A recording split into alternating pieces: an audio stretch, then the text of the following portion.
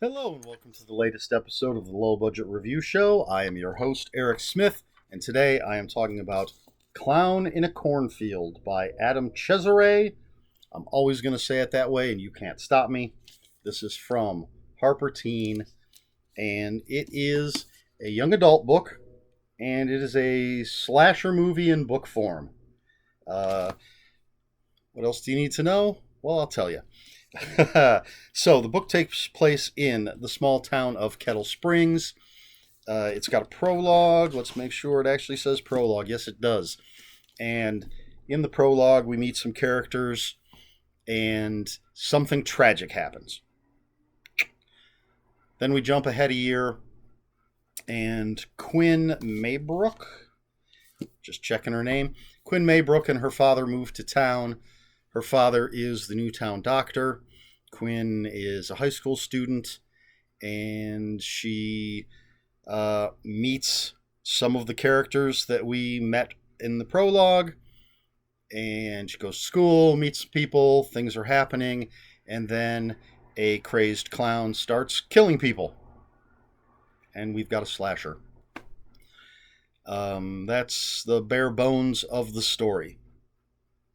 So, right off the bat, huge fan of Adam Cesare, and his books always put me in mind of movies. He's a very cinematic type of writer, and each of his books that I've read have reminded me of some genre or subgenre of movies, whether it's just classic B movie drive-in type of stuff, creature feature, one that's like a 70s made-for-TV movie, or British type of thing with, like Satan's School for Girls, that kind of feeling to one of them. He's got a Cannibal Holocaust type of book, excuse me. And so this one's no different. Obviously, I've said slasher I don't know how many times before, and having that prologue, very much like a slasher movie. The prologue didn't grab me. It's very quick. We get a lot of characters thrown at us, and we don't learn too much about them. There are little hints about the type of people they are. And so it kind of reminded me of the beginning of the original Prom Night, where we meet a bunch of kids. I think they're younger in Prom Night than they are here. These are high school kids for the most part in the prologue. But we meet these kids, we don't really know anything about them, and then this tragedy happens, and we jump ahead a number of years. So that's what happens in this prologue. We meet these characters. We get a little bit about maybe the pecking order, the kind of people they are, and then something happens, we jump ahead. So we meet Quinn Maybrook, excuse me, and she and her father, as I said, have moved into town.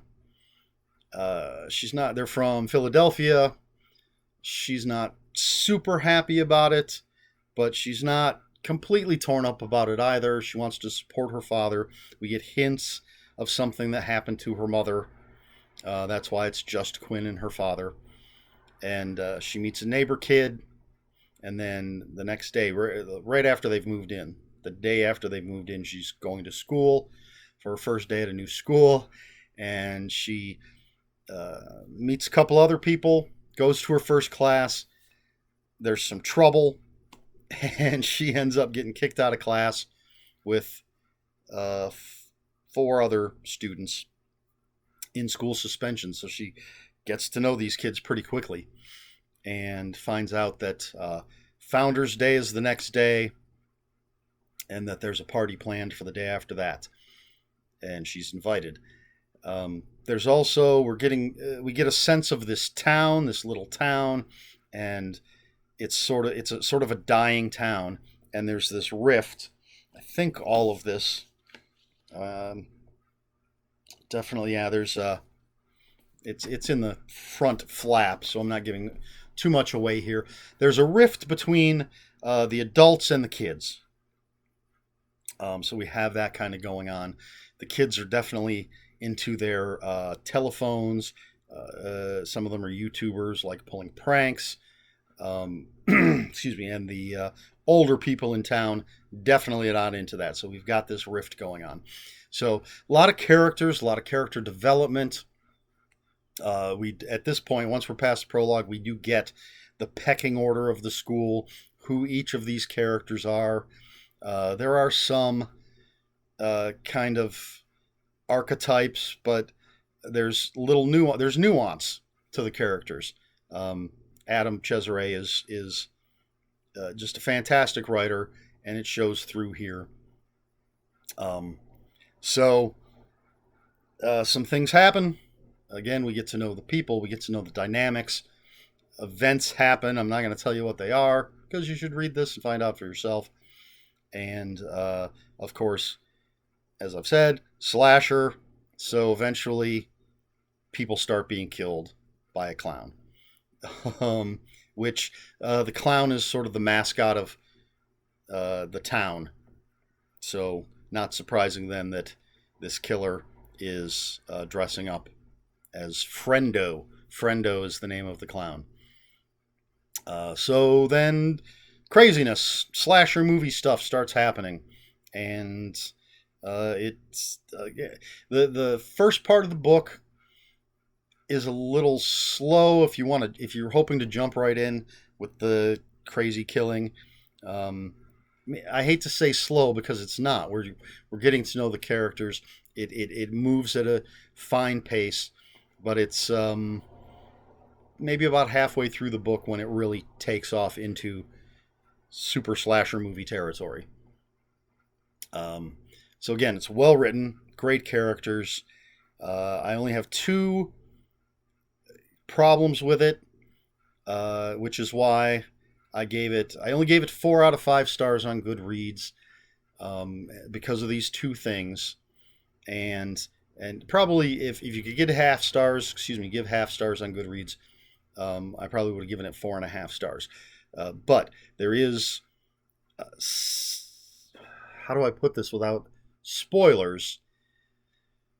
There's something in the story that I feel is telegraphed way too early. Now, it could just be me, but there's just a point in the story where I said to myself, this is what's going to happen.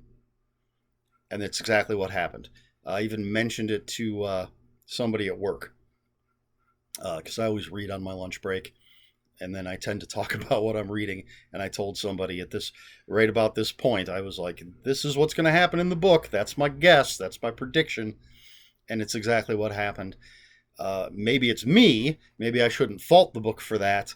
But it did seem kind of obvious. And then the second thing, again, I can't be specific because of spoilers, but there is I have one unanswered question that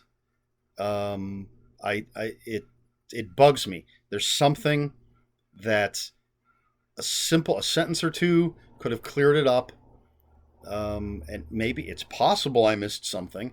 I don't think I did, but there is something that really, to me, should not have been left hanging, and I feel that it was left hanging. And I know this is all very vague, but these are both of these points would be pretty big spoilers for what happens in the book. So I can't tell you exactly what they are. I can't be more specific. But anyway, just 2 little things keeps me from giving it a perfect 5 out of 5, but 4.5 out of 5 isn't bad. And I always question what makes a young adult book a young adult book, because there are adult horror novels that aren't excessively violent, that don't have graphic sex scenes, that don't necessarily have a ton of bad language. So I'm not sure, other than marketing, what makes a book a young adult book versus a grown-up book. Now there's violence and I suppose a little bit of gore, but it's definitely not excessive. I mean, I don't think Adam Cesare would ever be called a hardcore horror author. Probably the closest, at least from what I've read, would be Tribesman. There's no sex. Sorry to disappoint you. There's a little bit of foul language. No F-bombs.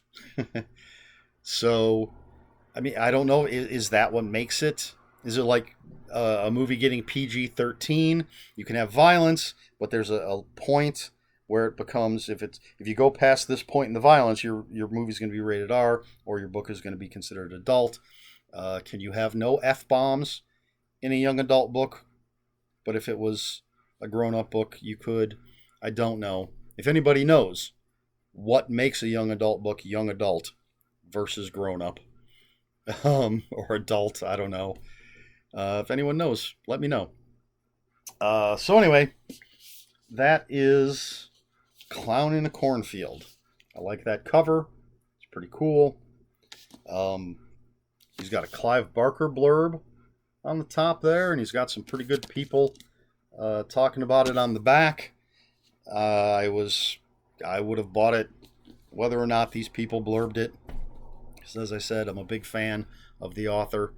I have most of his work, I think. I even have a couple comic books that he wrote. There are a few things that are out of print or harder to find, I think, that I don't have yet. But of his major stuff, I think I've got it all, and I've read most of it. There's a couple things of his I have not read yet. But anyway, Clown in a Cornfield, Adam Cesare, brand new. I'm recording this on Saturday, August something. What the hell is today's date? August 29th, and this came out on Tuesday the 25th. I got it on Wednesday. I finished it on Friday. Very, very quick, very entertaining, a lot of fun. I always look forward to anything by Adam Cesare. Support him. Pick this up. I even pre-ordered it, and I'm not a big fan of pre-ordering generally, but a lot of authors keep talking about how that it helps if you pre-order on Amazon, or I guess other places. So I went ahead and pre-ordered it. I'm trying to do my best, the little bit that I can, to support authors. That's kind of the point of this whole video series thing. All right, that's it. So if you have any comments, questions, corrections, please put them in the comments below. We can talk spoilers, but post a spoiler warning, please. Please like, share, and subscribe. And I don't always remember to say this. I will have a link for the book in the description down below. That's it for this episode of the Low Budget Review Show. I have been Eric Smith, and until next time, read more books.